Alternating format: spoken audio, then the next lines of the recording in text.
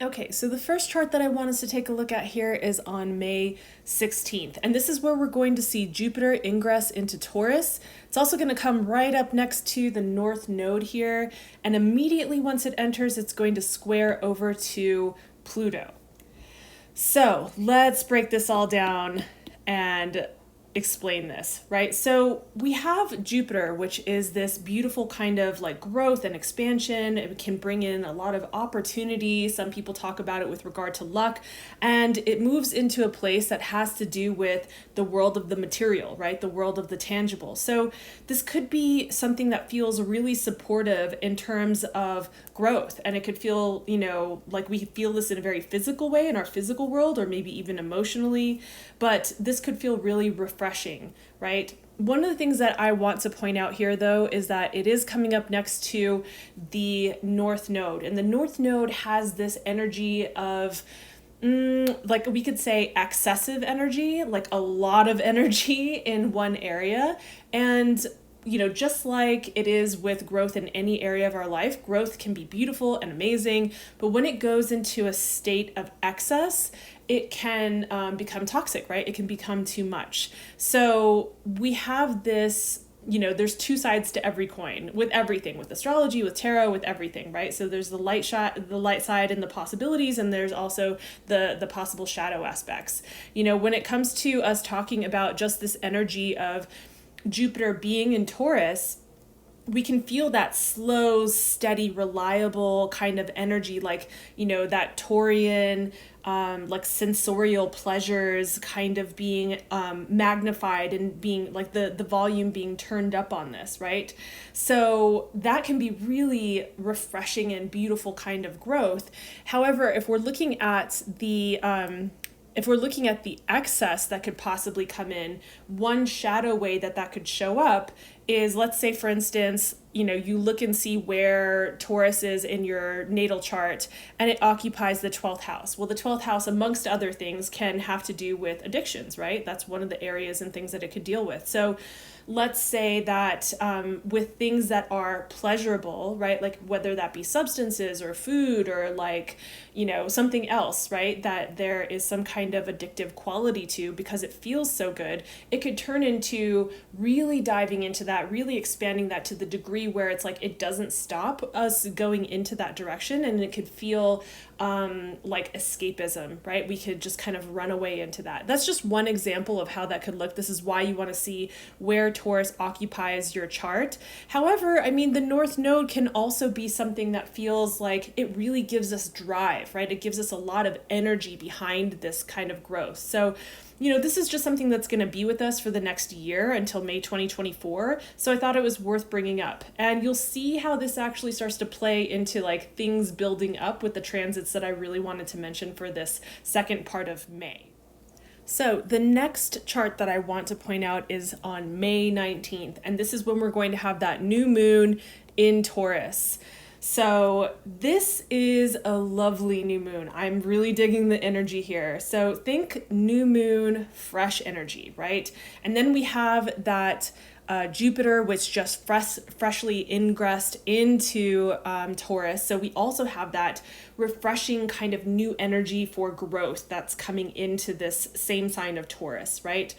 And remember what I said about Taurus, right? Taurus is that stable energy. It's like the pleasurable aspects of our material and tangible experiences, like, think good food, good libations, good, all the yummy things, right? So we have all of this energy coming together. And it's also where the moon likes to be. The moon is exalted in Taurus. So it's just really lovely energy. And as we'll see going forward, I'm going to talk about some, speed bumps that we're going to see after this along the way. However, despite the fact that we're building into this T-square that I'm about to talk about, this has a lot of lovely elements that could make for some really beautiful new beginnings. So this would be a time with this waxing energy. Remember, new to full moon is waxing energy. to plant those seeds. The seeds that you plant during this time are going to ripple effect, not just from here to the full moon and build in that and culminate in that way, right? But it's also for like several months out, like about 6 months out. So essentially, you want to just be really mindful of what you're doing with the energy on this day. Like, this is one of those ones where I'm like, hey, take advantage of it. You know, whatever it is that you do this day, it's like whatever you don't want to be doing more of over the next like 6 months, like, then I wouldn't, if possible, I wouldn't be putting your time, energy, and attention into that. I would really spend some of your time, energy, and attention into doing the things that you would like to see grow, the things that you would like to be doing more of with your time, energy, and attention, right? So, and this is going to be exact at 8:52 a.m. It says Mountain Standard Time because that's where I happen to be right now, but you know, think that's Pacific time as well. So just adjust for your time zone with that. So now we come to the chart that I've been kind of building towards, which is on May 20th. So we're going to talk about a T-square that's happening between Mars, Pluto, and Jupiter. But first I want to kind of start off with just talking about that we're going to have Mars ingress into Leo, right? And that's going to be there from May 20th until July 9th. So just know that the energy of this particular transit's going to be continuing on, like for at least for Mars and Leo. So what's that like, right? So Mars and Leo can kind of bring in this burst of energy, right? Like, think about the drive and the fieriness of Mars, and think also about, you know, it being in a fire sign like Leo, right? Especially Leo, which is ruled by the sun, right? So this could bring a lot of energy, and we can really utilize that in a constructive or very productive way, depending on where this is in your chart. So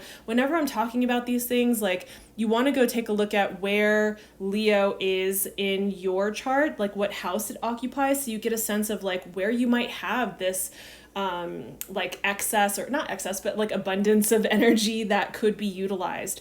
One of the things that I want to mention here when it comes to Mars is that, like, when Mars, think about when you have like too much energy in your body, right? A really good example of this is, like, let's say sexual frustration, which is appropriate for Mars. So let's say that you have a ton of energy, just like sexual frustration, just nowhere to put it, right? Like, nowhere to put this energy, no outlet for it. And you can feel like kind of irritated or frustrated, or kind of like get a little snarky with people, or, you know, like just feeling that kind of sense of irritation. And so, like, sexual frustration aside, like, just thinking about when you have an excess of energy and nowhere, no outlet to put it in, we can feel like that kind of irritation, which can come out in ways that are, you know, creating conflict with other people. So you really want to kind of pay attention to that as well. You know, it'll depend on what you've got going on in your chart, but I thought it was at least worth mentioning. So it could be really productive, could be irritating depending on. So I would say, you know, find constructive ways. Like, if you notice, like, whichever area in your chart this is happening, that you're starting to feel like a little, you know, more irritated or whatever it is, then let that be your signal to utilize Mars's energy in a constructive way, because that's what Mars wants. Mars wants an outlet for that energy to be utilized. It doesn't want it to just sit there and be stagnant, right? So now let's take a look at what is happening with this T-square. So we have Mars, and it is opposing Pluto, and they are both going to be squaring with Jupiter, right? So let's first start by talking about Mars opposing Pluto right here. So when Mars is opposing Pluto, we can see things that come out, like the themes that can come out, like around power. You know, when you're thinking of Pluto, we can think about power dynamics, and we think about Mars and like the energy that I was just talking about that. So feel into that, and you can get a sense of like how there can be these like kind of conflicts with power. So power struggles, power dynamics can really come to the surface. And, you know, the thing about this is, like, it can come out in these really shadowy ways, right? We're talking about an opposition here, and oppositions are not an easy transit, right? You think about these two planets are going toe to toe. And so when they're going toe to toe like this, some of the more challenging aspects of of their abilities, their, what their properties are, can really come together in that way. Right? So like, and just like this, I don't want to demonize these planets, like, but every planet has shadow and light, like constructive or not constructive parts, and in this particular aspect we're seeing like it could be really challenging because it's a challenging aspect, right? So, and then we can take a look at what is happening with Mars that is squaring over to Jupiter here. And so that can be like, well, on the one hand, when we think about just these two energies in and of themselves, not in a hard aspect, it's like a lot of energy, right? Think about Jupiter in its expansive energy, like this magnifying energy, right? It's like it's big, it's really huge energy, right? And then you think about adding Mars with all of its fieriness and its drive and everything to that as well. So this, in a really constructive way, could be like a lot of power, that and enthusiasm, right? That could be used to really take action in a way that's like maybe risk taking, right? So like think about Mars, like can be about that risk taking. So this can be really beautiful in that way. But when it's in a square like this, we have to kind of really watch how that comes out. Maybe being overly optimistic about the risks that we're taking or the actions that we're taking, that are kind of bold, and wanting to kind of maybe just double check, like check in with yourself about that, really make sure that you're sure about this, especially on this particular day. This energy is going to be building, but it's also going to last, like kind of just last for a few days after this, especially. So, we want to be aware of these things. There are a couple of astrologers that I follow that I thought had some really great things to say about this. And like one of the astrologers that I follow was talking about how like this energy between Pluto, or between Mars and Jupiter, can feel like this, ruthless pursuit of our goals.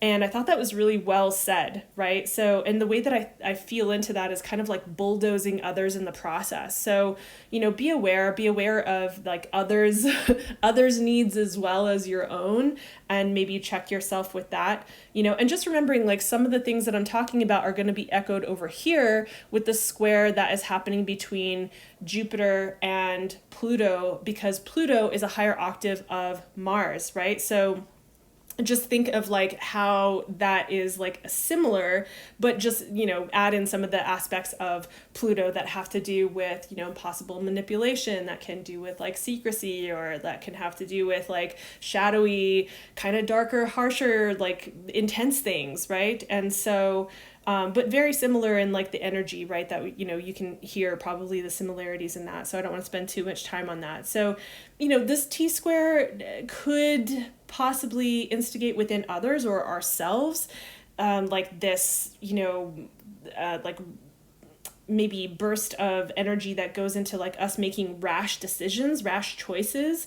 And again, with that manipulation that comes through with like the Pluto being there. So, with all of that, we want to, I think, just make sure, again, like check our own motives, check ourselves in our decision making on this day, on what we're trusting with our, like whatever opportunities we're wanting to grow, how we're choosing to grow that. I think it's worth reflecting on, like pausing and reflecting would be, I think, worth it on this day. Like if it slows down your process, I think it's worth it to slow down your process just to do your best in this particular scenario, right? I also can't help but think about, like, you hear all of the elements I'm talking about, and like, with Pluto being an outer planet, this, I feel like this brings in like more of that collective energy, and I can't help but think about, war and conflict on that level and how that might affect things.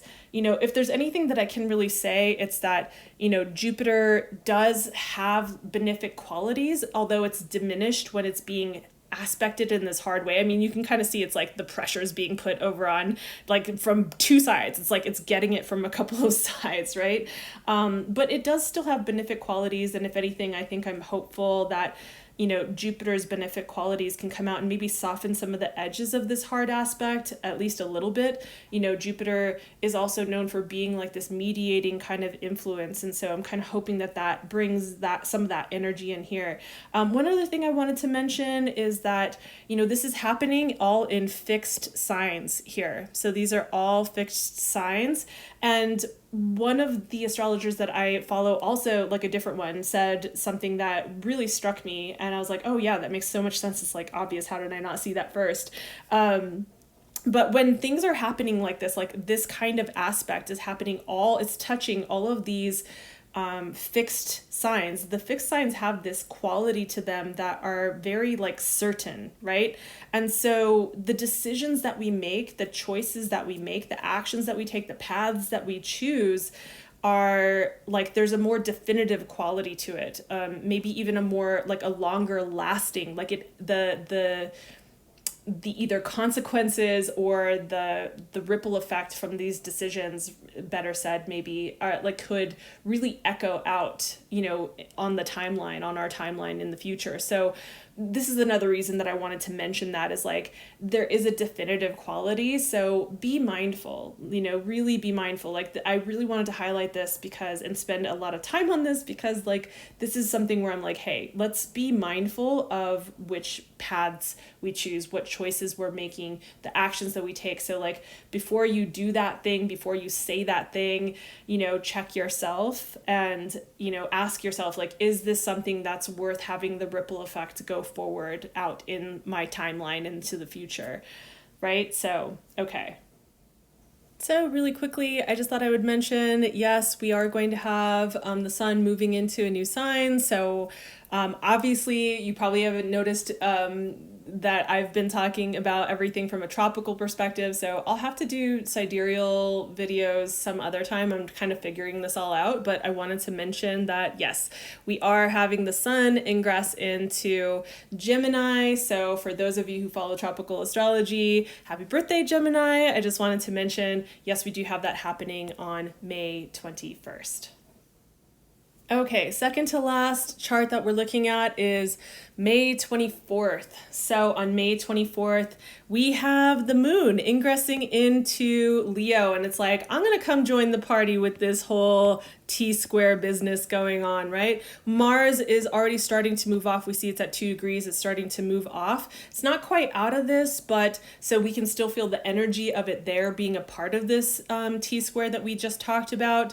But when we have the moon coming in and joining, whatever themes we were experiencing during that T-square that we felt or saw come up, this is kind of like coming in and touching on that again. But this time in an emotional sense, right? We might feel this more. So we might kind of be processing this internally. We might be feeling this more emotionally.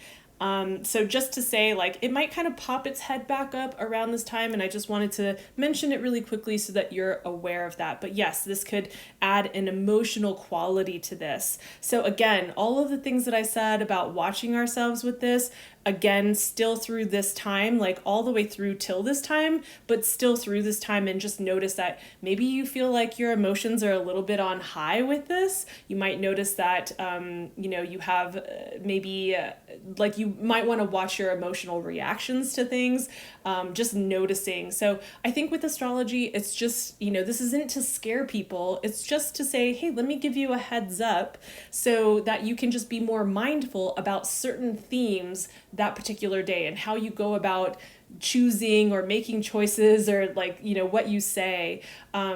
Because if we can avoid maybe some of the harsher parts when we go through it unconsciously, why not, right?